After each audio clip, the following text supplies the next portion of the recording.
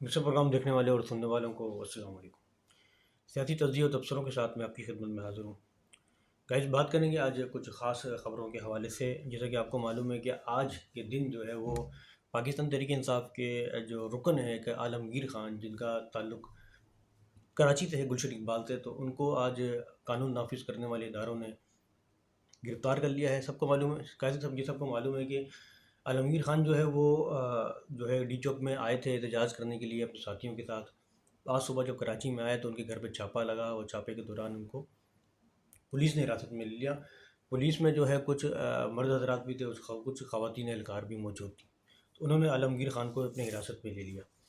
تو آگے دیکھتے ہیں کہ کیا ہوتا ہے۔ اس کے علاوہ بات کریں اگر ہم بانی ایم کے الطاف حسین کے حوالے سے، اس پہ ذرا ہم بات کریں گے آخر میں، وہ بھی بڑی خاص نیوز ہے۔ اور بات کریں گے گائز کہ اڈیالہ جیل میں عمران خان صاحب نے جو ہے بڑی سخت تنقید کی ہے موجودہ حکومت کے اوپر، کڑی تنقید کی، اور کہا ہے کہ جو 12 افراد جو ہلاک ہوئے ہیں یا شہید ہوئے ہیں وہ کیسے ہوئے ہیں، آپ جو ہیں وہ وزیر اعظم پاکستان شہباز شریف اور محسن نقوی جو وزیر داخلہ، اس کے اوپر ایف آئی آر کٹوائیں۔ اور مزید عمران خان نے یہ کہا کہ یہ جو کیس ہے ہم انٹرنیشنل لیول پر لے کے جائیں گے، انٹرنیشنل اداروں پہ جو یہ کیس ہم اٹھائیں گے، یہ کیس جو ہمارے 12 افراد جو شہید ہوئے یا کارکنان شہید ہوئے۔ کئی جیسا کہ معلوم ہے کہ پاکستان تحریک انصاف میں دنیا بھر میں جو ہے یہ 12 افراد ہلاک ہوئے ہیں، ان کا جو ہے وہ غائبانہ نماز جنازہ بھی پڑھایا گیا، یو کے، امریکہ، اور اس کے علاوہ فرانس، دبئی، بہت سارے جو کنٹریز ہیں وہاں پر پڑھایا گیا۔ تو خان صاحب نے جو ہے وہ یہ بڑا عندیہ دیا ہے حکومت کے حوالے سے۔ اس کے علاوہ پاکستان تحریک انصاف کے ایک رہنما ہے، میں ان کا نام بھول گیا ہوں، انہوں نے جوڈیشنری جو ہے وہ بنانے کا مطالبہ بھی کیا ہے کہ ہم جو ہے عنقریب جو ہے جوڈیشن کمیشن جو ہے وہ بنائیں گے، اور جتنے جو افراد ہیں ان سب کو بیچ میں لائیں گے، تحقیقات کرائیں گے کہ جو ڈی چوک کا معاملہ ہوا ہے، کتنے لوگ زخمی ہوئے، کتنے لوگ مارے گئے ہیں، اور یہ کون کون اس میں ملوث ہے، گولی کس نے چلائی، کس نے حکم دیا، سارا کچھ کی تحقیقات ہوگی، اور اس کی رپورٹ بن کے جب وہ ہمارے سامنے آئے گی۔ تو یہ جو ہے وہ ایک عندیہ دیا گیا ہے۔ گائز، آگے چل کے بات کرتے ہیں۔ میں آپ کو ایک بات بتاؤں کہ جماعت اسلامی کی ایک ویب سائٹ ہے، شاید انہوں نے جو ہے یہ اعلان کیا ہے کہ ہمیں معلوم ہوا ہے کہ اسلام آباد میں جو ہے وہ بہت سارے بے گناہ افرادوں کو جو ہے حراست میں لیا جا رہا ہے، گرفتار کیا جا رہا ہے، اور یعنی اشارہ پی ٹی آئی کی طرف ہے ان کا، اور بہت سارے لوگ جو ہے پی ٹی آئی کے جو شہید ہو گئے، مارے گئے، جو بھی ہیں، جو زخمی ہو گئے، تو وہ انہوں نے 2 نمبر دیے ہیں، تو اس نمبر پہ انہوں نے کہا ہے کہ ہم سے آپ رابطہ کر سکتے ہیں، تو ہم آپ کی پوری پوری مدد کرنے کے لیے تیار ہے۔ یہ جماعت اسلامی نے جو ہے وہ ایک اعلان کیا ہے، خاص طور پہ پی ٹی آئی کی سپورٹ کے لیے۔ ہمیں تو یہ شاید یہی دیکھا جا رہا ہے، تو ایسا ہی ہوگا شاید میرے خیال سے۔ تو ایک سوال اگر بنتا ہے تو کراچی میں کتنی زیادتیاں ہوئی ہیں، کراچی میں تو پی ٹی آئی سے کتنا ظلم ہوا ہے، یا دیگر جماعتوں کے ساتھ ہوا ہے، ایم کیو ایم کے ساتھ ہوا ہے، تو جماعت اسلامی نے اس وقت تو کبھی یہ قدم ایسا نہیں اٹھایا، تو اسلام آباد کے لیے ایسا قدم کیوں اٹھایا جا رہا ہے؟ یہ بھی ایک سوال بنتا ہے، دیکھا جائے اس تو چلتے ہیں گائز۔ ایک بڑی خبر ہے جو کراچی کے حوالے سے ہے، کراچی یونیورسٹی اور سندھ یونیورسٹی، یہ تو اس لحاظ سے دیکھا جائے تو کراچی یونیورسٹی والوں کے ساتھ کافی زیادتی ہے، ناانصافی ہے سندھ والوں کی، سندھ یونیورسٹی کے ساتھ نہیں، حالانکہ صوبہ ہے کہ حکومت ہے کہ وزیر اعلیٰ ہے کہ، تو پھر ایسا کیوں ہو رہا ہے؟ اب یہ دیکھیں کہ کراچی یونیورسٹی میں ایک ڈپارٹ ہے جس کا نام ہے بزنس ایڈمنسٹریشن، یعنی آئی بی اے، اس کی سیمسٹر فیس جو ہے وہ 1,12,000 روپے۔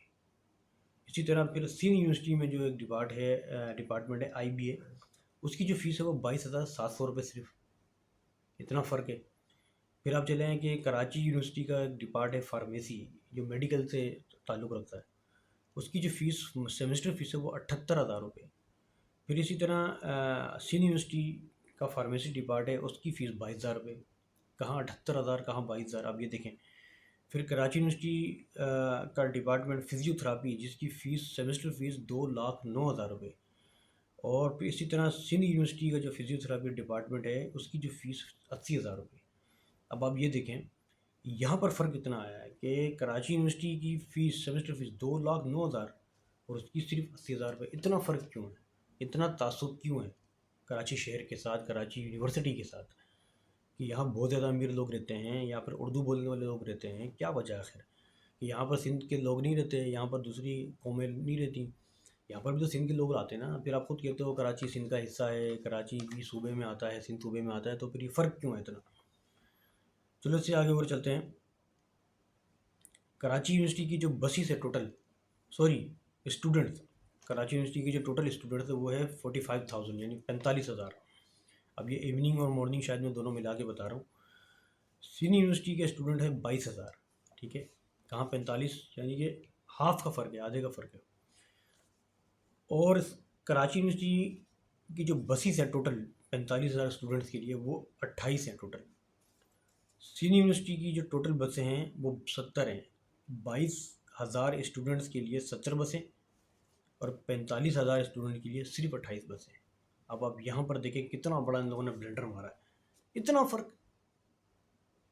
فرق کیوں ہے مجھے یہ بتائیں. یا سندھ میں نہیں آتا کراچی, کہ یہاں پر کیا سندھ کے لوگ نہیں رہتے, تو پھر کیا وجہ اتنا فرق کیوں کیا ہوا؟ پھر آپ کہتے ہو کراچی سندھ کا حصہ ہے, کراچی ہمارا ہے, کراچی میں سندھی بولنے والے لوگ رہتے ہیں. میں تعصب والی بات نہیں کر رہا, میں صرف یہ بتانا چاہ رہا ہوں کہ پورا پاکستان ملک ایک ہے, یہاں پر ایک قوم رہتی ہیں, سارے مل جل کے رہتے ہیں, سب بھائی ہیں یہاں پر, تمام یونیورسٹیاں یہاں پر مل جل. تو یہ کراچی یونیورسٹی میں اسٹوڈنٹس کے ساتھ ایک بہت بڑی زیادتی ہے جو کہ نہیں ہونی چاہیے.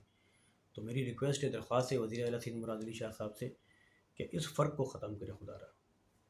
تو یہ میری ویڈیو بنانی تھی. اگر میری ویڈیو آپ کو اچھی لگے لائک کریں, میرے چینل کو سبسکرائب کریں. اس کے ساتھ ہی آپ میزبان عبدالستار کو اجازت دیں. اللہ حافظ. پاکستان زندہ باد.